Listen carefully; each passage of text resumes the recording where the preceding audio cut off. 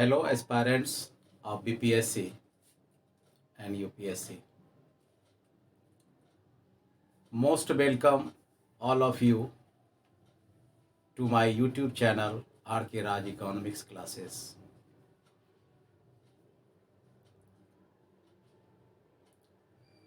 आपको सबसे पहले बहुत बहुत बधाई कि आपने बीपीएससी के द्वारा कंडक्टेड ऑडिटर्स एग्ज़ाम को आपने पास कर लिया है। आपने बीपीएससी द्वारा कंडक्टेड प्रोजेक्ट मैनेजर के एग्ज़ाम को आपने पास कर लिया है। ये बहुत ही महत्वपूर्ण समय है आपके लिए, क्योंकि आपने अपनी सफलता के आधी मंजिल को पा लिया है।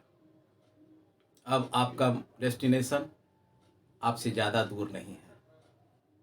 ये आपके लिए, आपके मेहनत के लिए और आपके प्रयास के लिए ये बहुत ही बड़ा कदम है कि आपने प्रारंभिक परीक्षा को उत्तीर्ण कर लिया है और बीपीएससी ने आप में वह काबिलियत देखा है, आप में वह क्षमता देखा है जो हज़ारों की भीड़ से आपको सेलेक्ट करके उसने अपनी सूची में आपके लिए सिलेक्शन बनाया है।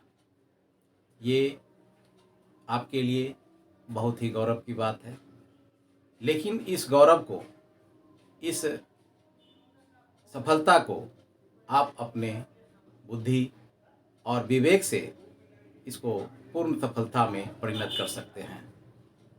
आपका एक निर्णय आपको मंजिल के काफ़ी करीब पहुंचा सकता है और एक गलत निर्णय आपको मंजिल से कोसों दूर ले जा सकता है। आप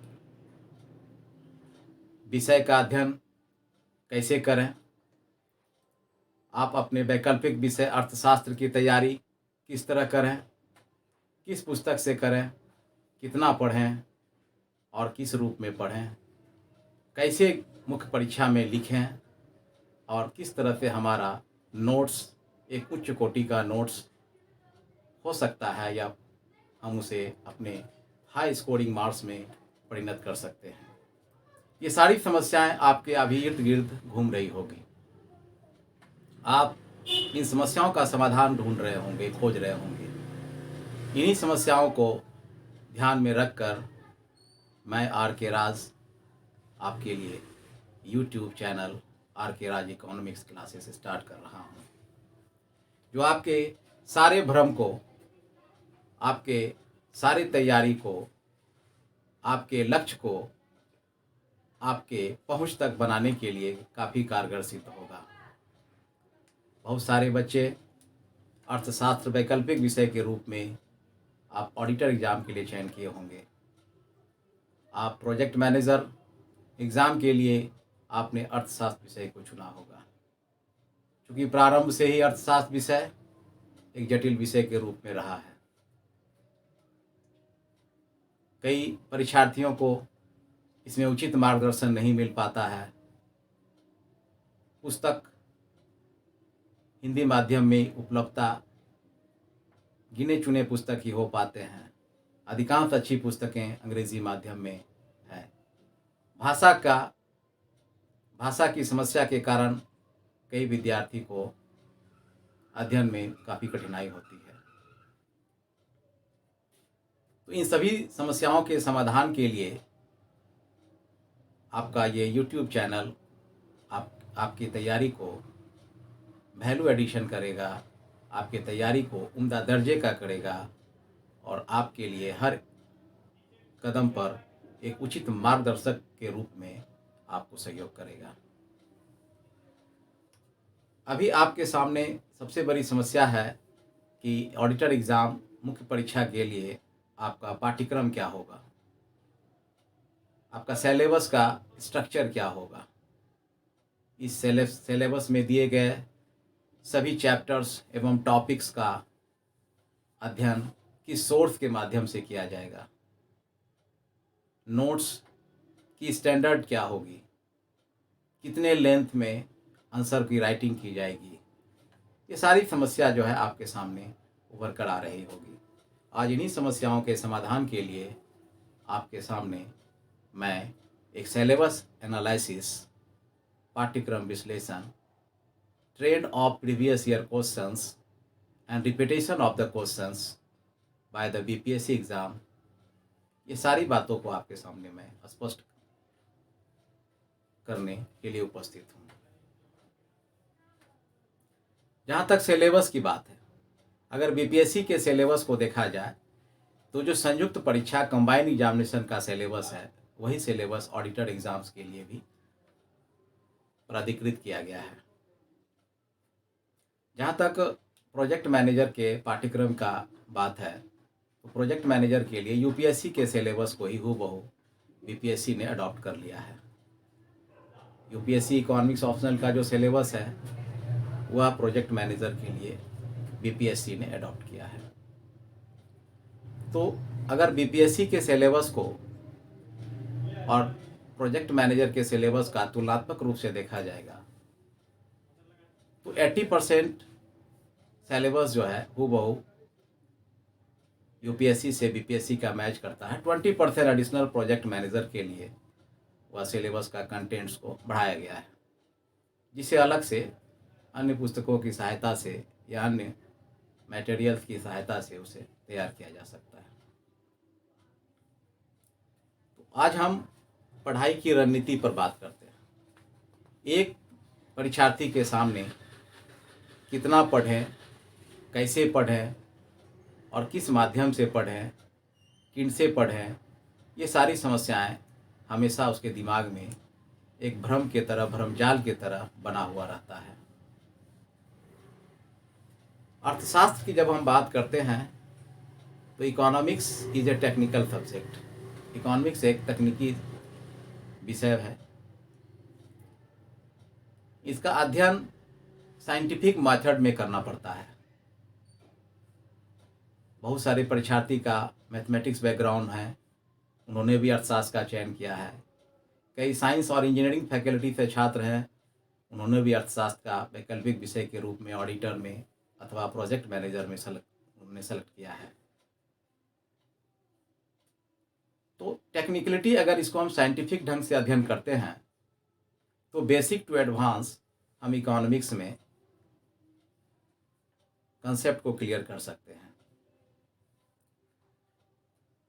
कंसेप्ट क्लियर अगर हो जाता है हमारा तो हम किसी भी क्वेश्चंस के पैटर्न को अच्छी तरह समझ सकते हैं, उसका एनालाइजिंग कर सकते हैं, उसका बेहतर प्रेजेंटेशन कर सकते हैं। तो इन सभी बातों का विस्तृत व्याख्या हम सिलेबस के एनालिसिस से हम कर सकते हैं, हम देख सकते हैं। तो बीपीएससी का जो प्रिस्क्राइब्ड सिलेबस है, उस सिलेबस में हमने जब एनालाइज किया, हमने 39वीं से 66वीं के बीपीएससी प्रश्न के पैटर्न को जब हम देखते हैं तो उसमें हम पाते हैं कि बीपीएससी में 20 से 22 ऐसे टॉपिक्स हैं जिनका रिपीटेशन बार बार उसी क्षेत्रों से क्वेश्चंस को बनाया जाता है और उसी टॉपिक्स के इर्द गिर्द सारे सवाल बीपीएससी का अब तक पूछा गया है। कई कई कई टॉपिक्स से तो 10 से 12 बार रिपीटेशन किया गया है। तो हमारा एक रेंज पता चल जाता है कि आखिर हमारी तैयारी का फ्रॉम बॉटम टू टॉप एक सीमा क्या होगा, किस रेंज तक हम अपनी प्रिपरेशन को उम्दा दर्जे का बना सकते हैं और मुख्य परीक्षा में बेहतर प्रदर्शन कर सकते हैं।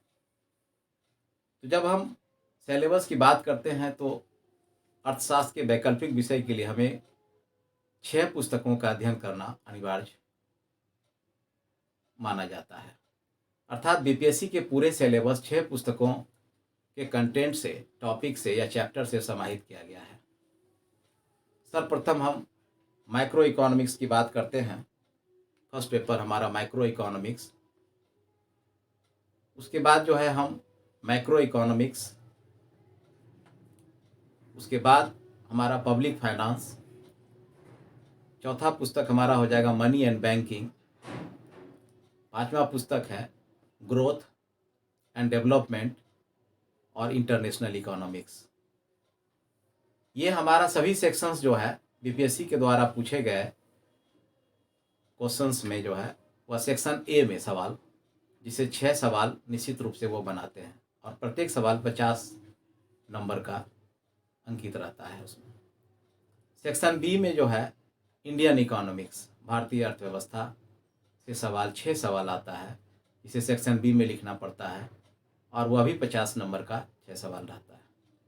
तो कुल अर्थशास्त्र वैकल्पिक विषय में 12 सवाल बीपीएससी के द्वारा पूछे जाते हैं, जिसमें से सेक्शन ए से 3 सवाल अनिवार्य रूप से लिखना होता है और सेक्शन बी से भी 3 सवाल अनिवार्य रूप से लिखना होता है। तो अर्थात अगर हम 5 पुस्तकों का अध्ययन करते हैं तो हमारे पास सेक्शन ए के लिए 3 प्रश्न अर्थात 150 नंबर का हमारा जो है वो सेक्शन कंप्लीट होता है। और इधर हम दूसरे सेक्शंस की बात जब करते हैं तो इंडियन इकोनॉमिक्स, भारतीय अर्थव्यवस्था से हमारा 150 नंबर का सवाल आता है, जिसमें से हम 3 प्रश्न लिखने में सक्षम हो पाते हैं। तो इस तरह से बीपीएससी का जो सिलेबस को स्ट्रक्चर किया गया है वह एक समेशन रूप से दोनों पेपर को समान महत्व को कर दिया गया है। फर्स्ट पेपर का रेंज काफ़ी बड़ा हो जाता है क्योंकि 5 पुस्तकों का कॉम्बिनेशन है और पांचों पुस्तक से सवाल, एक एक सवाल, 2-2 सवाल हर बार बीपीएससी पूछते हैं। जब हम बीपीएससी के गत वर्षों के प्रश्नों का अध्ययन करते हैं तो हमारे सामने एक पैटर्न एनालिसिस सामने आता है। उस पैटर्न एनालिसिस में हम देखते हैं कि बीपीएससी सबसे पहले माइक्रो इकोनॉमिक्स से सवाल को फॉर्मेट करता है।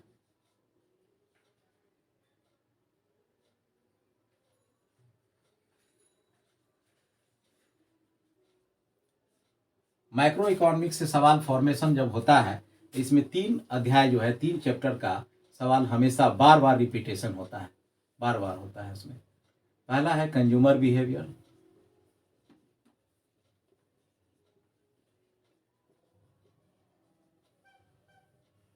दूसरा है प्रोड्यूसर बिहेवियर,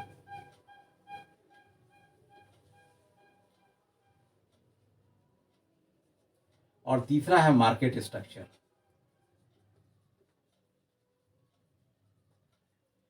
ये 3 मोस्ट वीवीआई चैप्टर है, जिससे सवाल जो है कम से कम इससे 100 नंबर का सवाल, मिनिमम 100 मार्क्स का सवाल रहता ही रहता है।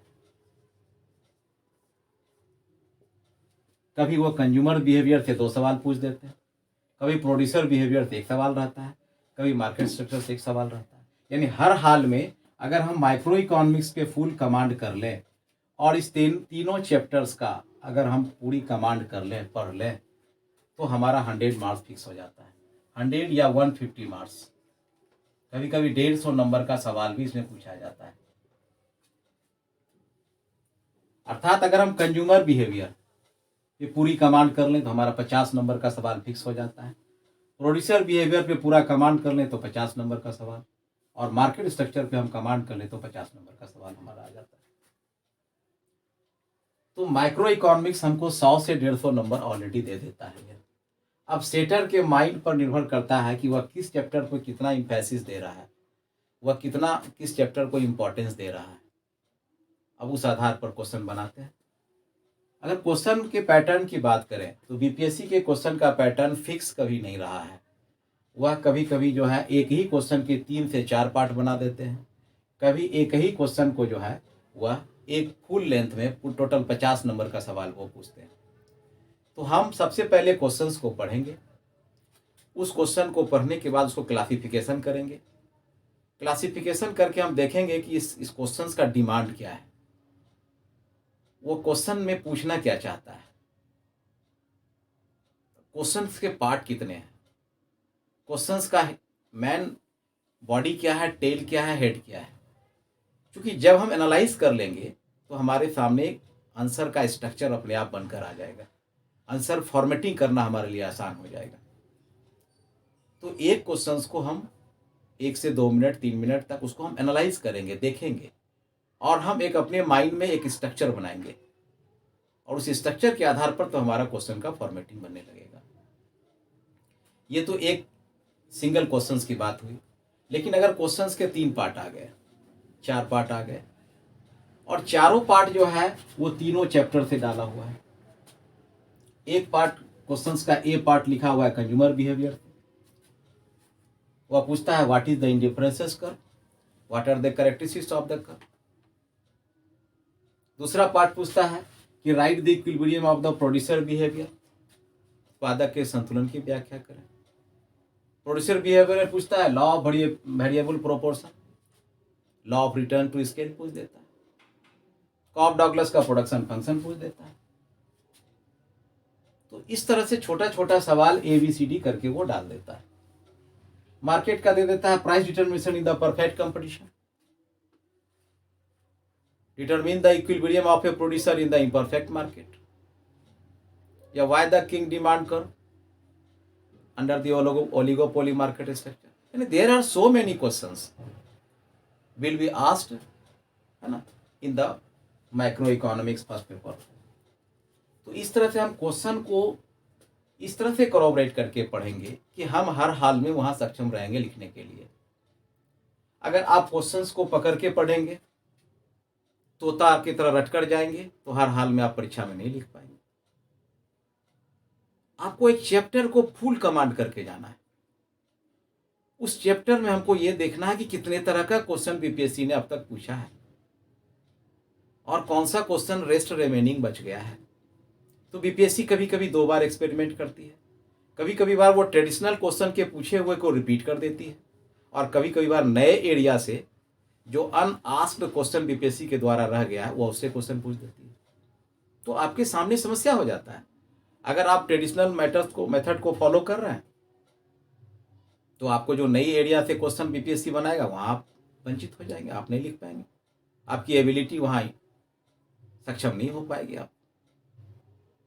तो हर हाल में हम एक चैप्टर्स के हर एंगल्स को, एक चैप्टर के हर क्वेश्चंस को, हर एंगल्स को हम उसको ट्राई करेंगे, चाहे वो रिपीटेड क्वेश्चन हो या न्यू एरिया का क्वेश्चन हो।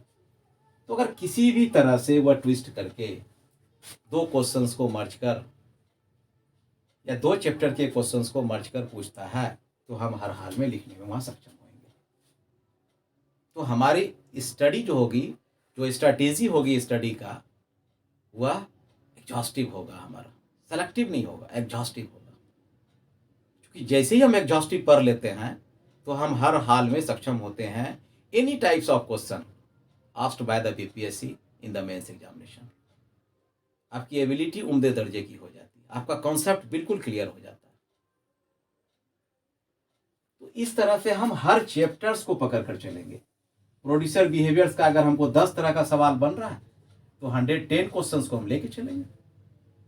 मार्केट स्ट्रक्चर से हमारा अगर 15 तरह का सवाल हमारे पास बन रहा है तो हम 15 तरह के सवाल को लेके चलेंगे। ये हमको 100% हमको सक्सेस दिलाएगा, 100% सफलता दिला देगा वहां। तो हमारी रणनीति यही होगी, आपकी रणनीति होगी, हमारा टीचिंग मेथोडोलॉजी होगा। हम जो अपने बच्चों को क्लास दे रहे हैं या आपके लिए जो क्लास प्रोवाइड करते हैं, हमारा मेथोडोलॉजी यही होता है कि हम एक चैप्टर पे फुल कमांड आपको कर दें। जितने भी मैक्सिमम पॉसिबिलिटी क्वेश्चंस का हो सकता है वह हम आपको अवगत करा दें। कई बच्चे को एग्जामिनेशन हॉल में मुख्य परीक्षा के लिखने के क्रम में उनको समस्या आ जाती है कि कहते हैं कि सर हमको क्वेश्चन ही नहीं समझ में आया। अभी this is the very big problem, क्योंकि जब एक बच्चे को क्वेश्चन ही नहीं समझ में आएगा तो फिर लिखेगा क्या? तो ये भी एक प्रॉब्लम है। दूसरा प्रॉब्लम है बच्चों के सामने सर समझे तो थे लेकिन कंटेंट नहीं मिला, हम लिखे तो क्या लिखे? तो this is the second problem and it is also the very big problem, it is very dangerous for the student.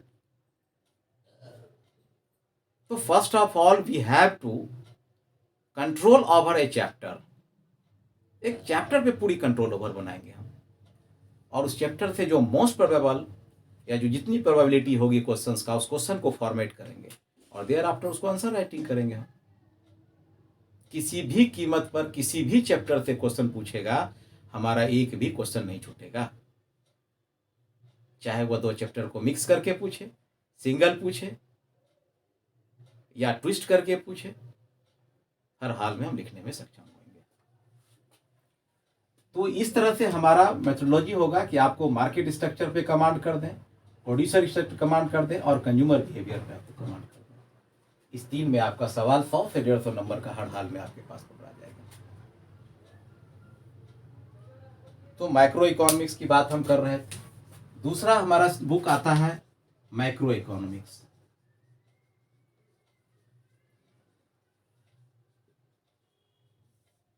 इससे भी सिलेबस हमारे पास आता है। इसमें भी कई 4-5 सेक्शन है, जिससे कि हम आपको पढ़ा तक बताएंगे। इसमें आपको इसमें एम्प्लॉयमेंट थ्योरी है,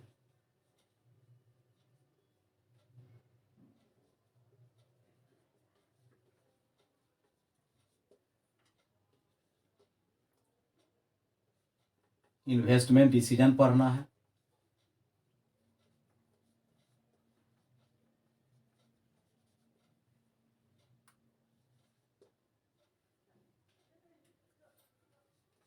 केन्स थ्योरी पढ़ना है,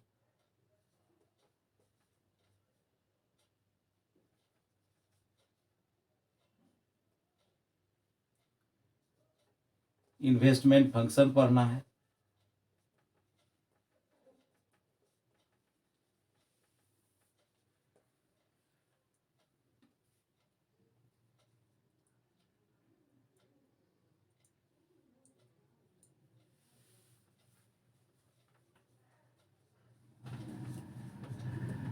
मल्टीप्लायर पढ़ना है। इस तरह से कई चैप्टर है जो कि आपको हम मैक्रो इकोनॉमिक्स में, इससे भी कई बार सवाल बीपीएससी 5 से 7 बार 8 बार पूछ चुका है इसमें। तो ये सारे सवाल जो है आपको मैक्रो इकोनॉमिक्स में पढ़ने हैं।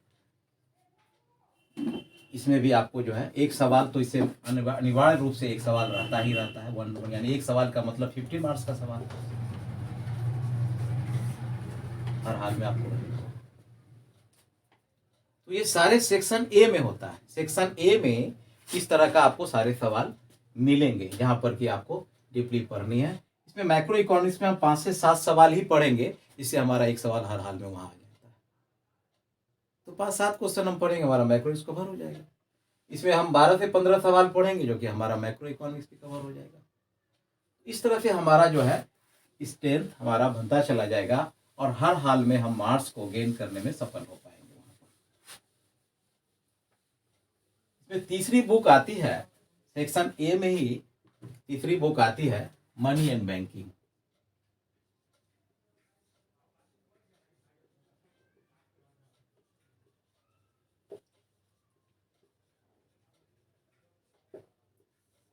इससे भी आपको एक सवाल रहता ही, एक क्वेश्चन रहता ही हमेशा, यानी 50 नंबर का क्वेश्चन रहेगा आपको। अब देखिए वर्ड से क्लियर है, मनी एंड बैंकिंग। इसमें मॉनेटरी थ्योरी पढ़ना है हमको,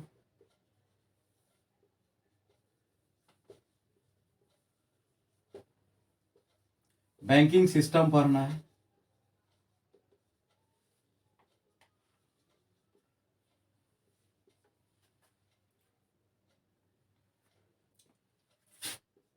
बैंकिंग सिस्टम्स में हमको आरबीआई का फंक्शन ऑफ आरबीआई पढ़ना है, क्रेडिट क्रिएशन पढ़ना है, क्रेडिट कंट्रोल पढ़ना है, फिशर और फ्राइडमैन की मॉनेटरी थ्योरी पढ़नी है हमको।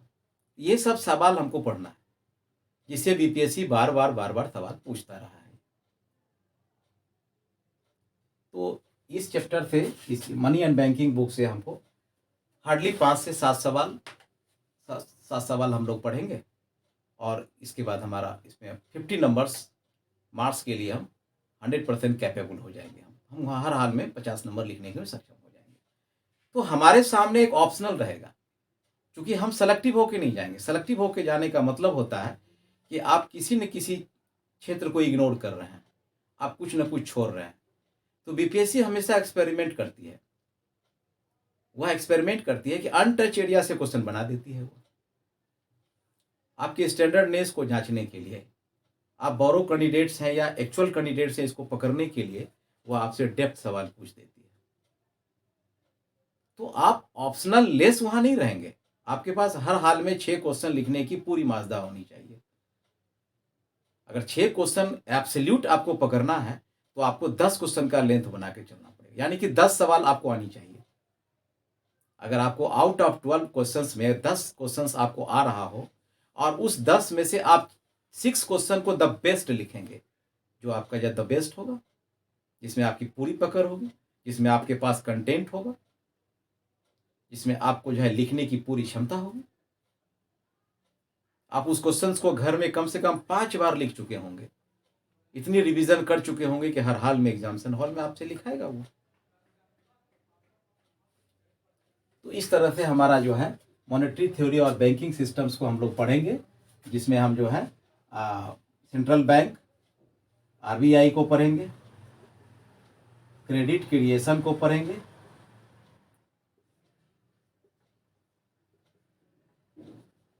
और क्रेडिट कंट्रोल को पढ़ेंगे इसमें। उसके बाद इसी में हमारा एक सवाल बिहार से हमेशा पूछता है, तो कॉमर्शियल बैंक,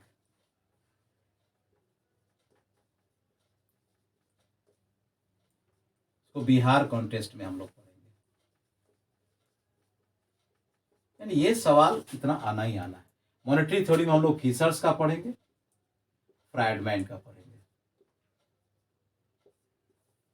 कई सारे छोटे छोटे थ्योरी है जो कि हम लोग इसको पढ़ेंगे इकोनॉमिक्स में, जिससे हमारा हर हाल में सब 5-7 सवाल इसमें हम पढ़ लेंगे, 5-7 क्वेश्चन हम तैयार कर लेंगे, हमारा नोट्स रेडी होगा और हर हाल में हम वहां पर लिखने में सक्षम होंगे। तो इस तरह से आपका मॉनेटरी इकोनॉमी और बैंकिंग में आपका सवाल पूछता है वो।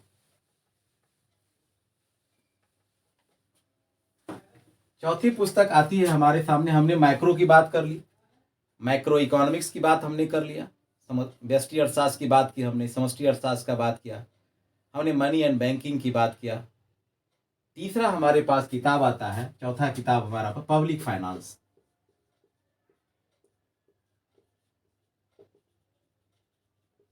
ये पब्लिक फाइनेंस इससे भी हमारा सवाल पूछता है। एक सवाल हमेशा रहता है, आप 39 से लेकर गई 66वीं तक में देखेंगे तो आप पब्लिक फाइनेंस है, क्योंकि हमारे दैनिक जीवन से जुड़ा हुआ चीज़ है, हमारे देश के बजट से जुड़ा हुआ चीज़ है, सरकार की फिजिकल पॉलिसी से जुड़ा हुआ चीज़ है, सरकार की मॉनेटरी पॉलिसी से जुड़ा हुआ चीज़ है, और ये हमेशा बदलता रहता है, पैटर्न होता है। तो इसमें हम कोर बातें पढ़ेंगे। हम फिजिकल पॉलिसी इंडियन इकोनॉमी में भी पढ़ेंगे, मॉनेटरी पॉलिसी इंडियन इकोनॉमी में पढ़ेंगे, लेकिन यहाँ पर हम उसकी थ्योरी पढ़ेंगे, उसका कोर बातें पढ़ेंगे। तो पब्लिक फाइनेंस में हम पढ़ेंगे टैक्सेशन को,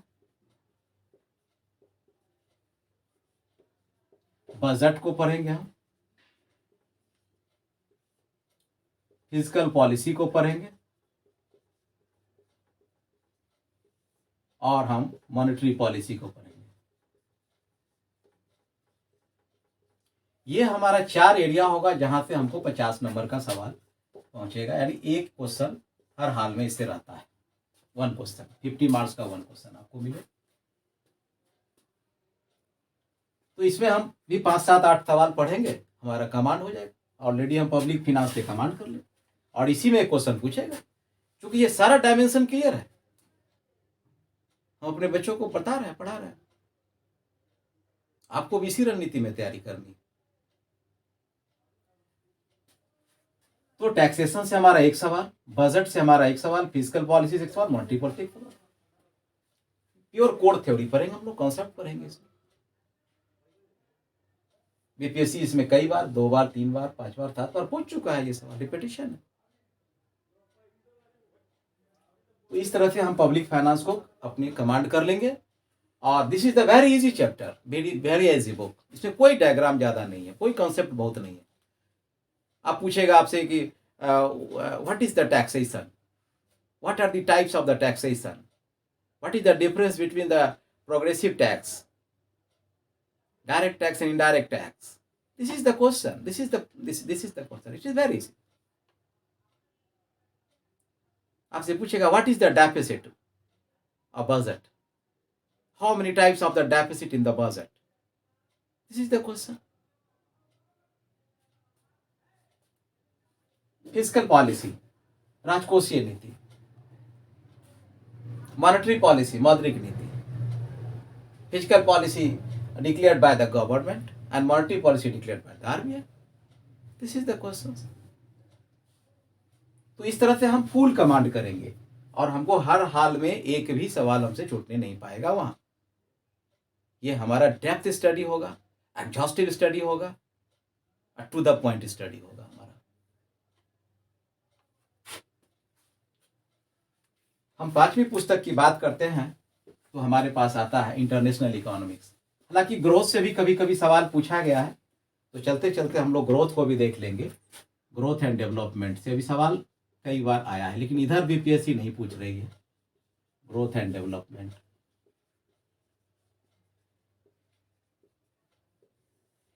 इसमें भी हम मॉडल पढ़ेंगे। सोलो मॉडल है हमारा जो है हेरेड डोमर मॉडल है।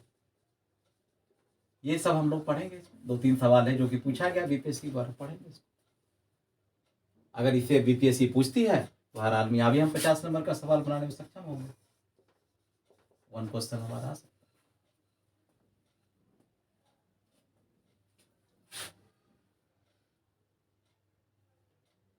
नेक्स्ट हमारा पुस्तक है जहां से हर हाल में हर साल बीपीएससी ने सवाल पूछा है, वो आपका है इंटरनेशनल इकोनॉमिक्स।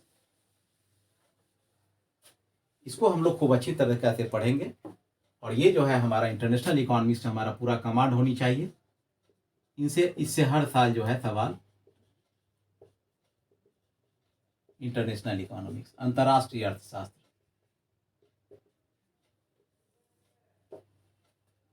इससे हर हाल में हमारे पास जो है 50 मार्क्स का सवाल रहेगा ही रहेगा।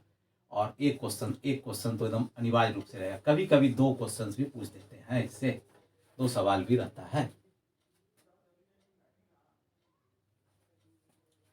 इसमें हम पढ़ेंगे क्या इंटरनेशनल इकोनॉमिक्स में? बिल्कुल सिंपल पढ़ेंगे हम इसमें इंटरनेशनल ट्रेड पढ़ेंगे,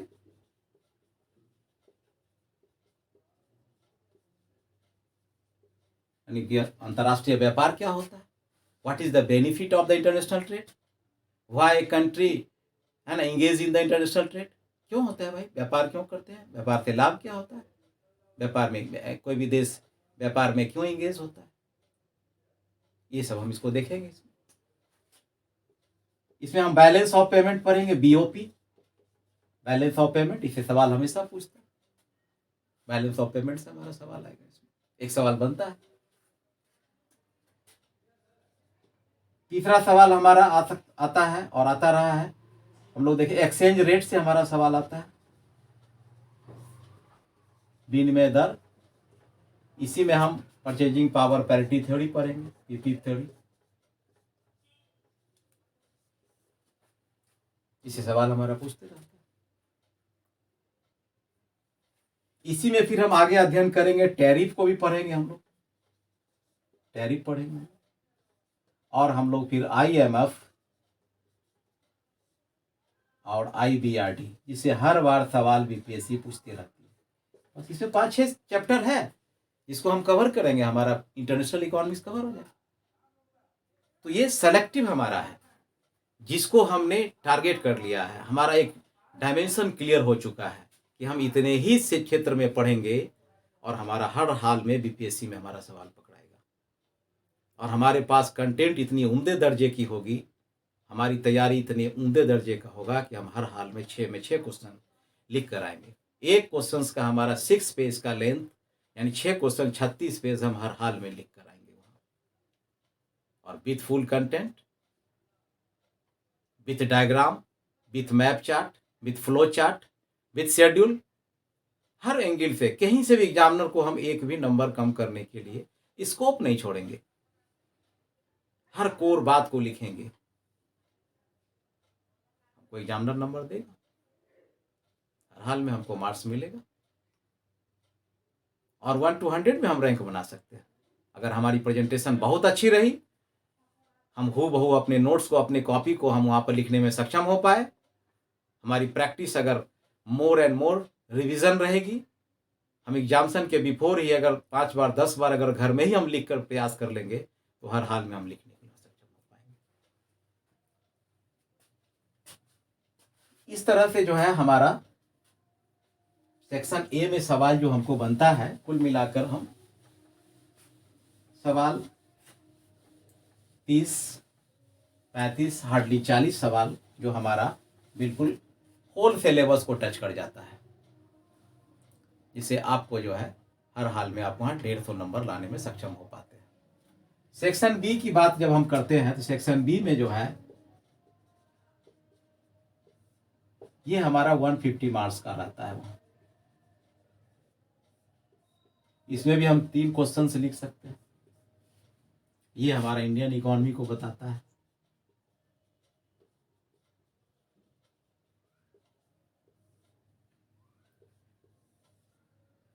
ये बिल्कुल अप्लाइड है, जो आए दिन हम देखते हैं। सरकार की नीति है, सरकार की योजना है, सरकार के बजट है, सरकार का आर्थिक सर्वे है, हमारे आर्थिक सामाजिक समस्याएं हैं, इन सबों का अध्ययन इसमें हम लोग करते हैं। अब बिल्कुल इसमें डेटा से हम अपडेट रहते हैं, क्योंकि सारा खेल इंडियन इकोनॉमी में डेटा का है। उस डेटा को हम कॉरपोरेट करते हैं इंडियन आपको बजट से, जो रिसेंटली बजट अभी आया है, आर्थिक सर्वे से, इकोनॉमी सर्वे से, आरबीआई के रिपोर्ट से, मॉनेटरी पॉलिसी के रिपोर्ट से, नीति आयोग के रिपोर्ट से, योजना मैगजीन से, कुरुक्षेत्र के मैगजीन से, पीआईबी सोर्स से।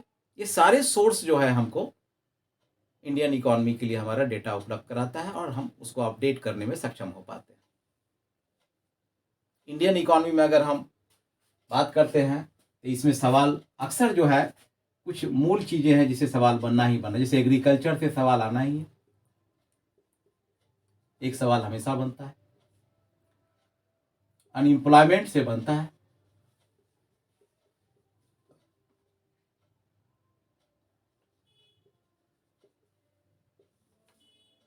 पॉवर्टी से आता है, लैंड रिफॉर्म से सवाल आता ही आता है, एग्रीकल्चर पॉलिसी से आता है,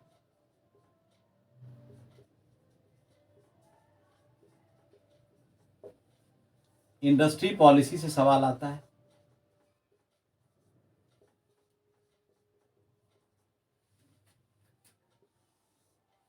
मॉनेटरी पॉलिसी से सवाल आता है,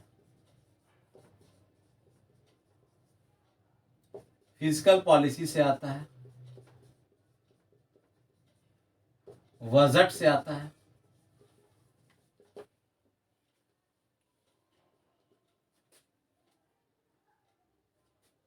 इस तरह से सवाल आपका वहां बनता है। बैंकिंग रिफॉर्म से सवाल आता है,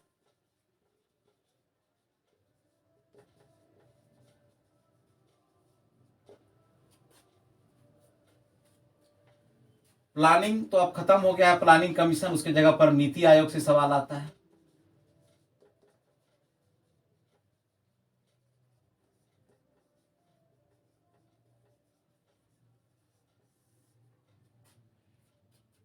और गवर्नमेंट की जितनी स्कीम्स है, जैसे उसमें पीडीएफ से सवाल आता है, पब्लिक डिस्ट्रीब्यूशन सिस्टम, या जितने भी स्कीम्स है, गवर्नमेंट की स्कीम्स है, गवर्नमेंट स्कीम, ये सारी चीज को हम पढ़ेंगे। जो भी हमारा पिछले 1 साल 2 साल का हमारे आर्थिक परिदृश्य में जो घटना घटा है, उस सारे घटनाओं को हम इकोनॉमी से जोड़कर उसको हम लोग पढ़ेंगे इसमें। और जब तक आप कोरोबरेट करके नहीं पढ़ेंगे तो आपका इंडियन इकोनॉमी सवाल नहीं लिख पाएंगे आप, क्योंकि अप्लाइड ढंग से पूछता है इसमें। हुआ हाल की घटनाओं को आपको, अब कोविड की घटना घटी, अर्थव्यवस्था बुरी तरह प्रभावित रही, सरकार को उनके लिए आत्मनिर्भर पैकेज लाना पड़ा। अब उससे आपको जोड़कर देख देगा कि बताइए कि जो है अनएम्प्लॉयमेंट पर क्या प्रभाव पड़ा, पॉवर्टी बढ़ी कि घटी लॉकडाउन होने से, कोविड प्रभावित होने से, आत्मनिर्भर पैकेज भारत सरकार के द्वारा जो दिया गया है वो अर्थव्यवस्था को कहां तक सुधार कर सकेगा। अब इकोनॉमिक रिफॉर्म्स के तौर पर आपसे पूछा जा रहा है। तो कई तरह के सवाल अप्लाइड ढंग से आपको जोड़कर पूछेगा। तो सिलेबस के डायमेंशन में हम रहेंगे, लेकिन उसमें हमारा अप्लाइड इनपुट होगा। हम एडिटोरियल से, हम योजना से, कुरुक्षेत्र से, पीआईबी के नोट्स से, नीति आयोग के रिपोर्ट से, इकोनॉमिक सर्वे से, सारे चीज को अपडेट करके उसको पढ़ेंगे। और हर हाल में एग्जामिनर जो है हमको अच्छा नंबर देगा और हम अपनी सफलता बनाने में निश्चित रूप से सफल हो पाएंगे। तो there are so many chapters and sections in the Indian economy, and we have to study for getting the good marks in the second paper. तो इस तरह से अगर हम बैलेंस संतुलन ढंग से अगर हम पढ़ते हैं सेक्शन ए और सेक्शन बी को, तो हम हर हाल में वहाँ 6 सवाल लिखने में सक्षम हो पाते हैं और हमारा जो है 300 नंबर में हम जो है हर हाल में 240 245 लाने में सक्षम हो पाएंगे। हम 245 या 240 नंबर लाने में सक्षम तभी हो पाएंगे जब हमारी रणनीति सही होगी, जब हमारा सोर्स सही होगा, जब हमारा मेंटर यानी कि टीचर हमारे सही होंगे। ये सिलेक्शन आपको करना है। अगर आपका मेंटर सही है, आपका गाइड सही है, तो आपकी मंजिल आपके सामने दिखेगी। आपका मेंटर सही नहीं है, आपका गाइड सही नहीं है, आपका सोर्स सही नहीं है, तो आप भटकाव की ओर चले जाएंगे, आप भटक जाएंगे, आप अपने मंजिल से कोसों दूर चले जाएंगे। इसलिए आपका निर्णय आपके कैरियर के भाग्य को निर्माता है। आपका निर्णय, एक निर्णय ही आपको मंजिल के पास पहुंचा देता है और आपका एक गलत निर्णय आपको मंजिल से कोसों दूर ले जाता है। इसलिए अभी आपके समय, this is the right time for you for selection of a teacher, selection of A institute and selection of a material, because these are the three pillars for the success of any commission examination. अगर right source हो, right teacher हो, right approach हो, तो हर हाल में सफलता आपके हाथ में होगी, अन्यथा सफलता से आप दूर हो जाएंगे। सोर्स की बात करते हैं तो सोर्स के लिए जो है कई पुस्तकें हैं, उस पुस्तक के बारे में भी हम जिक्र आपको कर देते हैं। क्योंकि ये पुस्तकें तो काफ़ी है, लेकिन अब समय इतना कम है, आपका एग्ज़ाम 3 से 4 महीने के अंदर लगभग बीपीएससी के द्वारा कंडक्ट कर ली जाएगी। मैक्रो इकोनॉमिक्स जो है, हम एक कुर्सियानी इसकी किताब है, ये इंग्लिश मीडियम की है, और दूसरा है एचएल आहूजा, ये हिंदी मीडियम में। मैक्रो की हम बात करते हैं,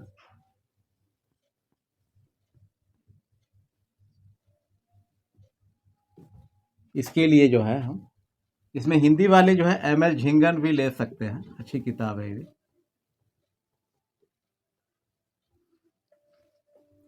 मैक्रो इकोनॉमिक्स एचएल आहूजा,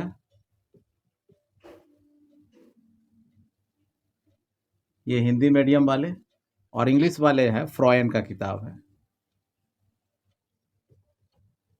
ये आप ले सकते हैं, अच्छी किताबें हैं। पुस्तक है दूसरा। मनी बैंकिंग जो है हमारे लिए,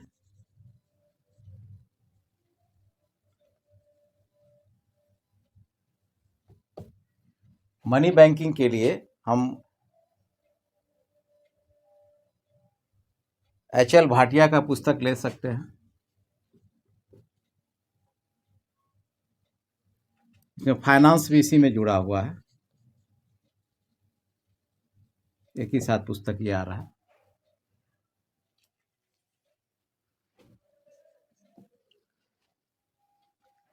इंटरनेशनल इकोनॉमिक्स के लिए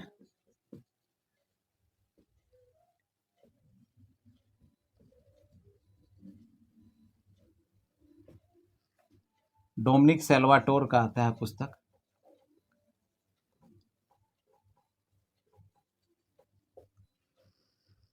इसको हम देख सकते हैं, अच्छी पुस्तक है ये डोमिनिक सेल्वाटोर का, या हिंदी वाले एमएल झिंगन पढ़ सकते हैं।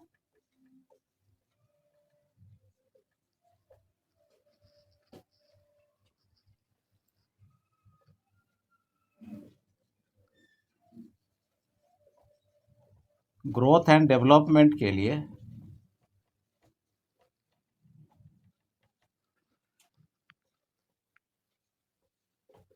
ML झिंगन या देवराज राय का पढ़ सकते हैं। ये सोर्स है हमारा, जो कि आपको जो इकोनॉमिक्स बैकग्राउंड के स्टूडेंट होंगे उनके लिए तो पुस्तक होगी, आसान होगा, और जो नॉन इकोनॉमिक बैकग्राउंड के हैं, जिनका मैथमेटिक्स रहा है या किसी और सब्जेक्ट रहा है, तो उन लोगों के लिए भी जो है ये पुस्तक का सोर्स आपको होगा। क्योंकि इतने पुस्तक आपके लिए एक जमा करके पढ़ना समय कम है, तो थोड़ा सा आपके लिए डिफिकल्ट टास्क हो जाता है, तो इस चीज़ को आप ध्यान में रखना पड़ेगा वहाँ।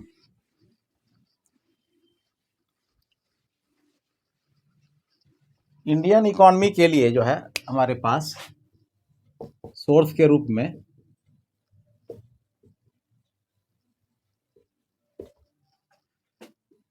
मिश्रा एंड पुरी की पुस्तक है।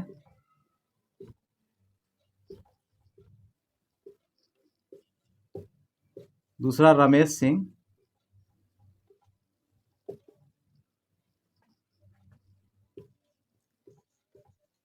उमा कपिला।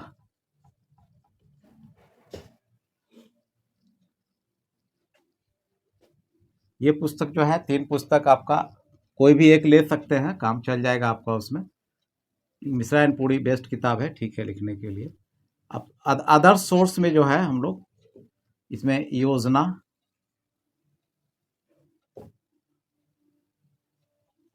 कुरुक्षेत्र,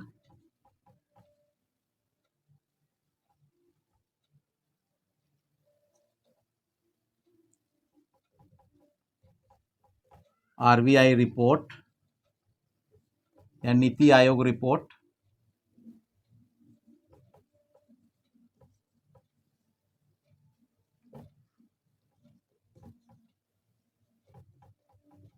PIB,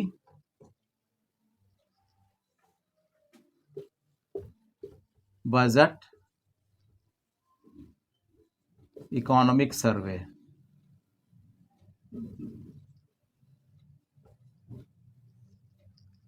इस तरह से कई सोर्स होंगे जिससे कि हम डेटा अपडेट कर सकते हैं, अपने कंटेंट्स को अप टू डेट कर सकते हैं, और उसके बाद जो है हम नोट्स को वैल्यू एडिशन करके अच्छा मार्क्स हम गेन कर सकते हैं।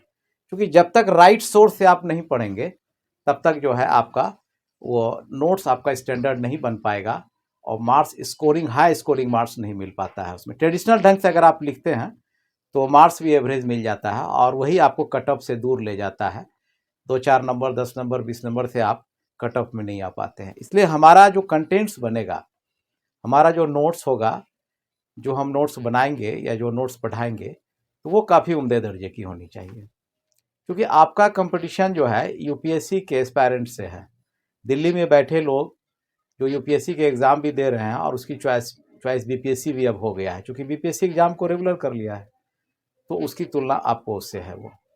इसलिए आप अपने नोट्स को बिल्कुल एडवांस लेवल पे लेके चलेंगे आपका, ताकि आपको अच्छा नंबर वहाँ मिल सके। तो इस प्रकार आपके लिए यह वीडियो अगर लाभदायक होता है तो आप काइंडली इसे लाइक करें, सब्सक्राइब करें, और उन ज़रूरतमंद लोगों तक पहुंचाएं जो नीडी हैं, जिनको ज़रूरत है, जिनको एक उचित मार्गदर्शन की आवश्यकता है, तो उनके लिए करें। धन्यवाद।